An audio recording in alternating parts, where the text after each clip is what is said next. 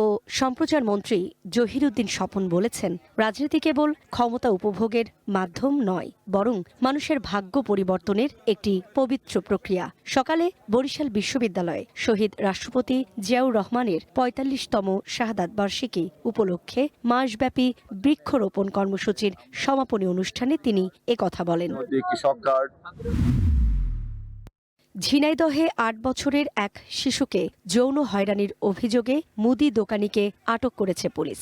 দুপুরে শহরের ভুটিয়ারগাতি বিশ্বাসপাড়া এলাকা থেকে তাকে আটক করা হয়। ঝিনাইদহ সদর থানার ভারপ্রাপ্ত কর্মকর্তা আসাদুজ্জামান বলেন, লিটন বিশ্বাস নামে ওই দোকানি শিশুটিকে চকলেট দেওয়ার লোভ দেখিয়ে যৌন হয়রানি করে। শিশুটি বিষয়টি বাড়িতে জানালে পরিবারের লোকজন ও স্থানীয়রা তাকে গণপিটুনি দেয়। এর আগেও লিটনের বিরুদ্ধে একই অভিযোগ ছিল বলে জানিয়েছে স্থানীয়রা।